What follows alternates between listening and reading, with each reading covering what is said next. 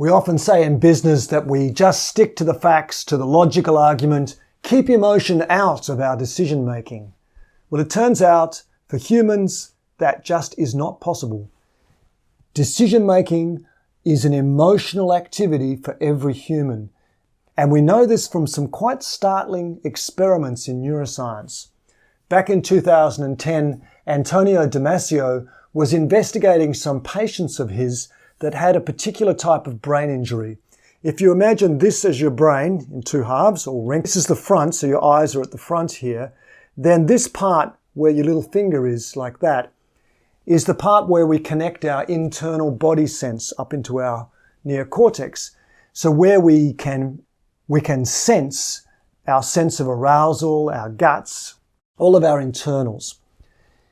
And these people, if you were to meet them, would seem perfectly normal. You could hold an interesting conversation with them. They would be logical and rational, but it turns out that they cannot make a decision.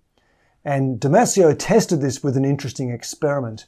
He had 6 of these people with that damage to the frontal cortex, and 7 or 8 control people who had no damage to their brain.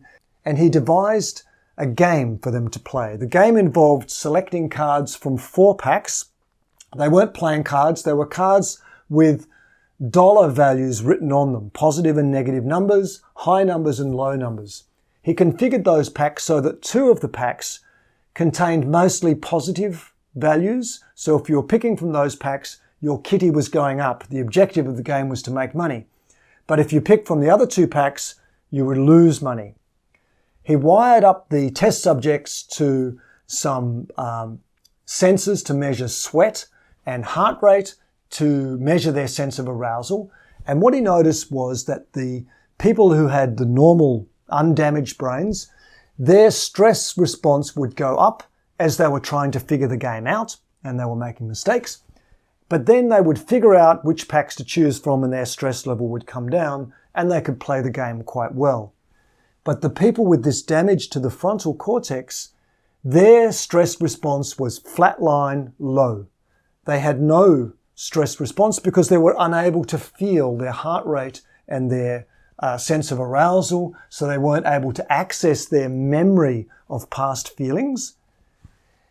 Not only that, they also couldn't make rational decisions on how to pick from the pack of cards. In fact, they just picked randomly from the cards. So Damasio says that reference to our internal body sense, to our history of emotional feelings, is what allows us to make a decision. In fact, you can think of a decision as a decision to feel good or to feel comfortable in the future. Maybe in the near term or the midterm or the long term, but it's still a decision about how you're going to feel. So humans cannot make decisions without reference to their emotions because that's how we make decisions. And the great thing about stories is we're able to pass emotional content in stories. We can make both a logical and an emotional argument in a story. And that's what humans need. We need that to make a decision.